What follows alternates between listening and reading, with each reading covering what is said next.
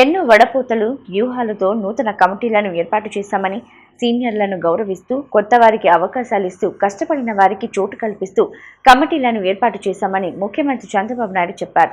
తెలుగుదేశం కార్యకర్తలు ఎప్పుడూ మీసం మెలేస్తారు, ఎవ్వరికి తలవంచరు అని స్పష్టం చేశారు.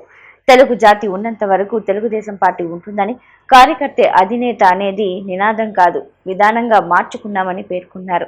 ఈసారి ప్రస్తుత కమిటీలో ఓ మండల పార్టీ అధ్యక్షురాలికి, క్లస్టర్ ఇన్ఛార్జికి పాలిట్ బ్యూరోలో స్థానం కల్పించామని స్పష్టం చేశారు. కొత్త టీంతో పార్టీకి కొత్త ఎనర్జీ రావాలి, కొత్త దిశ రావాలి. కార్యకర్తే అధినేత అనేది కేవలం స్లోగన్ కాదు, ఇది మన సిద్ధాంతం. ఆచరణలో చేసి చూపించాం. ఈరోజు వేదిక పైన చూస్తే ఒక మండల పార్టీ అధ్యక్షురాలని, ఒక క్లస్టర్ ఇన్ఛార్జిని పాలిట్ బ్యూరో మెంబర్గా చేయగలిగాం.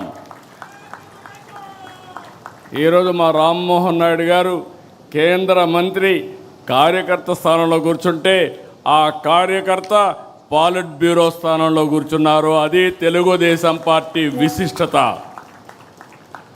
దేశంలో వేరే పార్టీలో సాధ్యం కాదు. That is Telugu Desam. ఏదైతే చెప్పామో దాన్ని నిరూపించుకుంటున్నాం. పార్టీ ఆవిర్భావం నాడు ఎంత ఫ్రెష్ లుక్ ఉందో, అది 40 ఏళ్ళు వచ్చినా అదే ఫ్రెష్ లుక్ ఇప్పుడు కూడా కనిపిస్తుంది.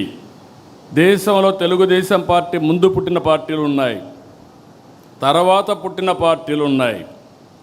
అయితే ఇంత పటిష్టమైన నిర్మాణం, బలమైన క్యాడర్ కలిగిన ఏకైక పార్టీ తెలుగుదేశం పార్టీ, వేరే పార్టీ లేదు.